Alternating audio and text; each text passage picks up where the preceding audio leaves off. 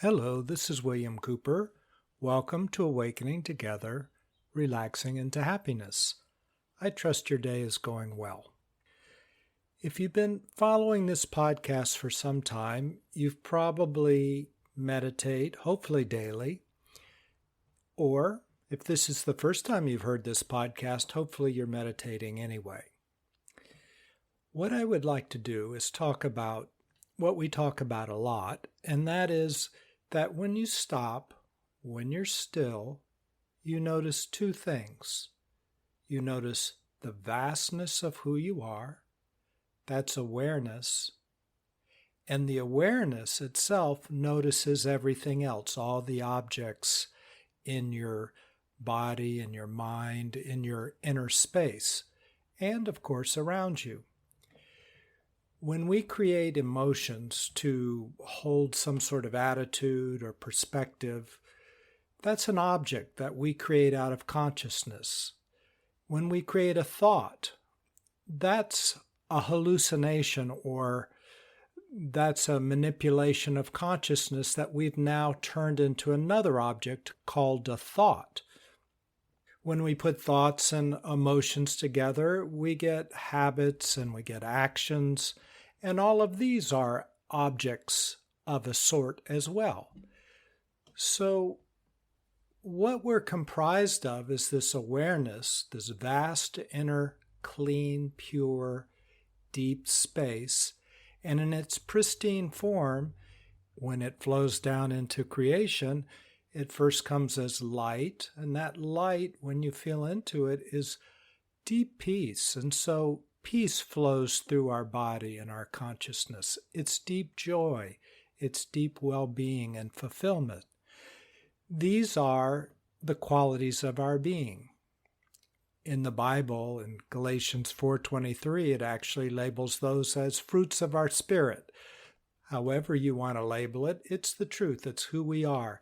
In this vast inner space, within it, we see debris. We see objects that we have previously created floating around in there, like hurt and pain and anger and attitudes and unforgiveness. And it's like space junk, inner space, and it's all floating in there because we created it.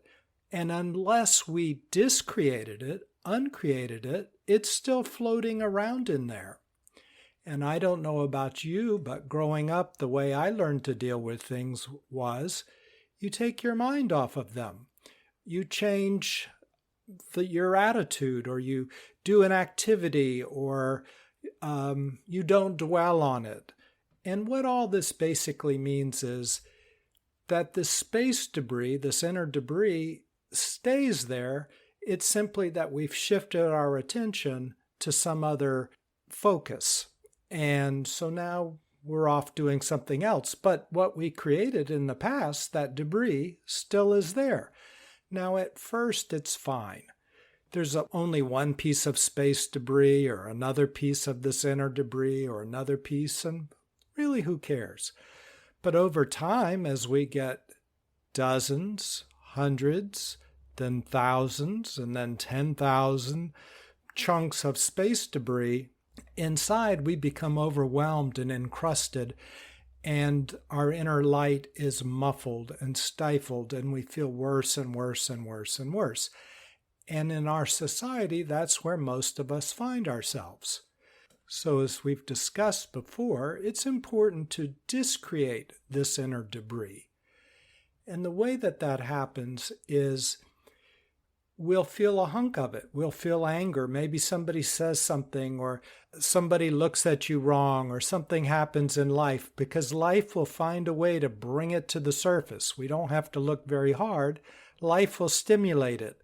Somebody will do the things we just talked about, or some other aspect that will pull that anger up to your surface, or your hurt, or your fear. Relationships, for instance, they're good on bringing our stuff up, right? So many things that life will do to help clarify us and purify us.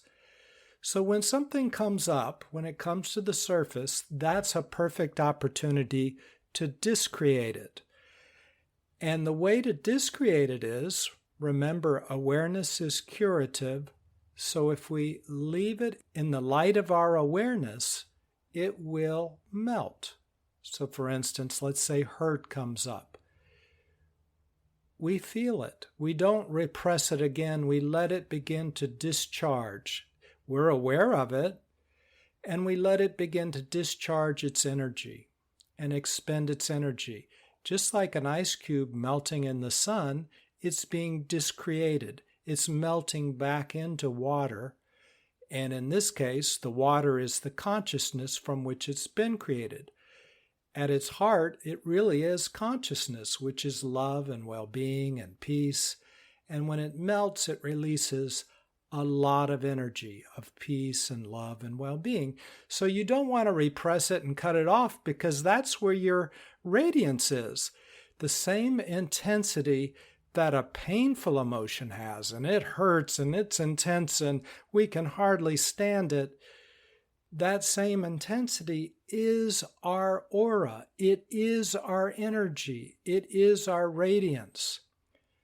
When you're around an awakened being, we've talked about it in the past, but they are so powerful. Their radiance is so powerful. Sometimes you can't get up off of the ground. You just can't move. It's that powerful. Well, you're that powerful too. The only difference is at this point, all of your power is frozen into these inner objects. And the radiance of pain is where your power is going. But as it melts and opens up, it releases a quantum packet of power that goes back into your aura with the same intensity as that pain used to emanate. But it used to come out as pain. Now it comes out as love, peace, and well-being. So it's something that you want. You want to let all that inner debris melt. Now, there's a couple good things to know about this. Let's go back to our example. Say hurt comes up to the surface. When the hurt comes up, you really don't want to kind of imagine it, well, I feel a little hurt in my stomach, or I feel a tight muscle, because there's always tension underneath an emotion. And it often first comes up as a tension in your muscular system. And as you put your attention on that tension, often emotions start to reveal themselves. Or vice versa. You first feel an emotion, and as it dispels and starts to melt off, you feel a deep tension underneath it. Well, we could have the posture of, I'm here, I'm awareness, I'm fine, and you do feel fine and peaceful, and that is all true. And at the same time, you could say, I feel a tight stomach. I feel tension in my stomach. When I let this tension go, I'll feel much better. I'm fine, it's only that my stomach is tense. Well, a more effective way to melt these pains out of your system is to own them. In internal family systems, a psychotherapy, school of psychotherapy, they look at each of these individual pains as an individual personality that we've fractured into inside of us. It's like a family inside, internal family systems. One person has lots of voices inside and lots of perspectives. And what they mean by that, and I'll put it in the terms that we've used in these podcasts, is when, in this case, I felt hurt, something was going on in my life. Let's say I was 3 years old and I felt hurt for some reason. In that moment, I had a certain perspective, I had a certain attitude, I had a certain way of being in life, and I felt a certain vulnerability that maybe I don't feel 20 years later or 40 years later or 50 years later, but I felt it back then, and it's still frozen in place under the surface, intact. It was a whole complex, a whole perspective. And so it's that personality, that little personality, is what's containing the hurt. It's how the hurt stays in my body. I've retained that little personality fractured off to the side, and I've stuck it in a muscle, which now feels like I have a hurt in my stomach. So what I want to do is own it. I want to step into it as much as possible. And instead of feeling like, hey, I'm okay, but my stomach kind of hurts, instead I step into it, and it's a bit counterintuitive, but I really feel that hurt. I take on those lenses. I see the world through that hurt, at least temporarily. Now, I don't take it out on other people. This is a silent thing that I do simply to let the hurt expend itself and melt back into a pristine awareness. So internally, I step into it, and it's not like I have a hurt in my stomach. It is more feels like I am hurting. I am hurting, and I mainly feel it in my stomach, and now it's spreading. I feel it in my chest, and you just feel it wherever you actually feel it. I don't mean make anything up, but if you start to feel it, and often you will, it will go all through your body. You will feel it in your chest, perhaps, or your legs, or your forehead, or in your neck. You'll feel this tension, and just let it spread. It's the opposite of repressing. You're freeing it, and you're letting it have its perspective. You may not know why, but you might start feeling angry along with the hurt, and you might start feeling angry. The world is against me, or I'm upset and I'm hurt, and people always have this attitude towards me. I don't know what you'll feel, but it will be a whole complex of things that might unfold slowly over hours or days, because you're no longer burying that hurt. You're owning it, and you're just saying, I am hurting. It's not like I am fine and I have a little hurt in my stomach that I need to work on. No, it's the opposite. I am hurting. I am hurting, and you feel it. You own it. Now, why would you want to do that? First of all, it stops repressing it. Secondly, the full intensity is now free to exude and unwind and go all through your nervous system. And there's nothing you're doing anymore to block it. You're not encouraging it, actually. What you're doing is stopping blocking it. And now it can flow effortlessly, and it can radiate an intensity that may grow day by day, or it may be gone in 2 minutes. I'm not sure. It just depends on how it's encoded into your system. Well, it will radiate out, and you go through your day and let it, because as it melts, as it spins and releases its energy, because it has a perspective. Remember, it's a hurting part of you, a hurting personality, and it says it's releasing its energy and it's hurting. Ask it a question, because you want it to update its files. Do you notice that things are okay now? Do you notice that I'm okay? And I'm referring to you as awareness, as peace and well-being itself. Do you notice that I am okay? Do you notice that I am you? Does that feel better or worse to you, to notice that everything's okay today?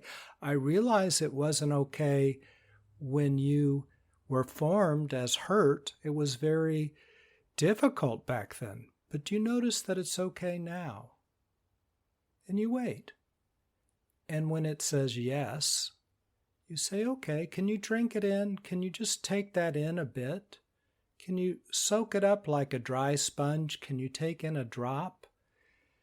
Because you want this part of you to experience both the hurt as it expends itself, but also to relax into and melt into the ground of your being that's okay. That's what it melts into. It gives it a place to let go into.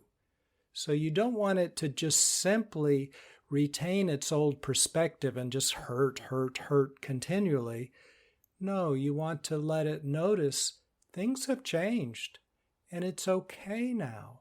It doesn't have to maintain that posture of hurt. It can just expend it and melt like an ice cube in the warmth of the sunlight. And in this case, the warmth of the sunlight is you. It's melting back into the beautiful peace and wellness of you. It relaxes into a radiant, beautiful energy. It's not that the pain stops. I often used to be waiting for the pain to stop or quote unquote go away. I want this to go away. It hurts. No, it doesn't stop. It more transforms. You let it turn into a nice, quiet energy, the energy which it's fundamentally made of before it got twisted into hurt and into an attitude. Let it continue to radiate with the same intensity, but notice as it winds down and perhaps it turns into a bright light and you just feel light coming out of your system. Or you feel joy, or you feel peace, or you feel a mixture. It's kind of half hurting still, but it's melted considerably, and at the same time you're feeling light or peace or joy or well-being. So own it, and you'll own your aura too as it melts into oneness. You want to own who you are, and as the monk told me, to do anything is to do too much. Basically, do nothing. Don't control it.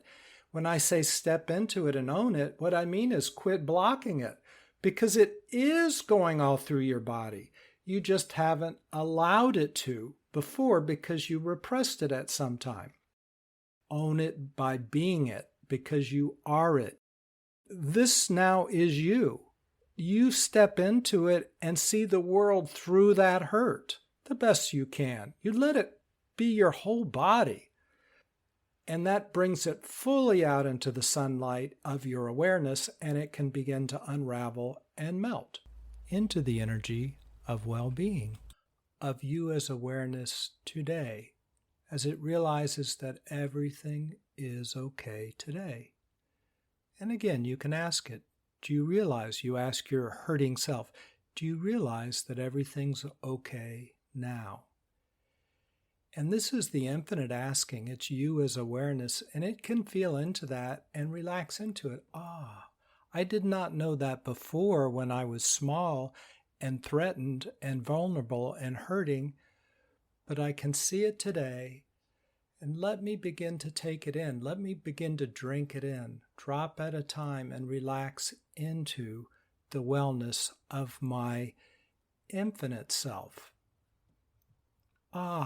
That feels so good as I drink it in. I relax into myself. That's what relaxing is, right? Melting, taking in, letting go the tension and the blocks, letting them dissolve away into the infinite. I relax. Now, that's very powerful, and I hope that makes some sense to you. In the context of past podcasts, I think it will. So if this is your first podcast, I would invite you to go back and listen to some of the past ones. Maybe start with number 1 and work your way forward. And it'll all come together. And there's something else that's very important that goes along with this. You might remember in the podcast about post-traumatic stress syndrome that Peter Levine, in his work Healing Trauma, suggests that we pendulate. We feel the trauma, we step into it, we feel it, and then we feel the awareness that we are, the true oneness that we are, the well-being. And that's really helpful when you meditate because you become very in tune with who you truly are. So you pendulate like a pendulum. You start it in the hurt or you start in the awareness and you swing into the other one. And then after a bit, you swing back into the other one. You go back and forth and let them mix. And just like the podcast on coherence therapy talks about, is when you mix two things together, wellness and goodness with, say, mixing with pain, the stronger one, the infinite one, will be the baseline and the other one will melt into it. So pain is finite. It will melt into the infinite ground of your being. Now, that'll take some time as you swing back and forth and you do not push it, because another thing that he says is you want to take extremely small steps. You don't want to traumatize yourself by pushing yourself too fast or too far or too deep. So you swing in lightly and you swing out lightly. And maybe, like the German guru told me that my nervous system was very weak, maybe you can only take so much, like I could only take so much. And then you take a break. You don't have to solve this all in 30 minutes. You've got a lifetime. And many feel that you have lifetimes with S's, lifetimes. So we're in no hurry.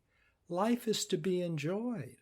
So let's not make it a grim duty to heal and to get better in a blink of an eye. Let your natural rhythms guide you. Take your time. Life will bring back what has not melted, this inner space debris, that which still exists that you need to work on. Life knows where it is, and it will bring it forward for you. Somebody will say something. Something will happen at work or in your relationship, or something will happen in the stock market. Somewhere life will do something and suddenly you'll feel a discordant feeling, hurt, fear, or pain. If it's a feeling other than peace, well-being, joy, happiness, fulfillment, if it's a feeling other than that, it's not who you are. Those qualities are what you are: peace, well-being, joy, happiness. If it's something else, it's a mental thing, it's an emotional thing. And it's not who you are, so it's not required anymore. If you created it in the past, you don't have to maintain that inner debris. You can let it melt away. So take baby steps. There was another hero of mine, Milton Erickson. He was an MD and a genius in hypnosis. And as you remember, I used to work a lot with hypnosis. And he invented so many things. He just was a genius with the way the mind works. And what he saw and observed was that people progress and heal much faster generally when they take baby steps. Take a step smaller than you feel is reasonable even, because you can handle that and you can be consistent with it day in and day out. From Peter Levine's perspective, if you take a big step, you'll overwhelm your system and you will give yourself more trauma, because you'll bring up too much pain and you'll create more PTSD by going too fast. So either way, the message is go slowly, take it easy, be loving to yourself. This is for your wellness and well-being, and not a process that is needed to be done quickly and therefore maybe a bit abusive to yourself. No, it's not that way. It's friendly, it's nice. It's the nature of your being. That's who you are, friendly and nice. So consider stepping into your traumas and owning them little bit by little bit, one piece of space debris at a time, perhaps, and just do it for as long as feels good.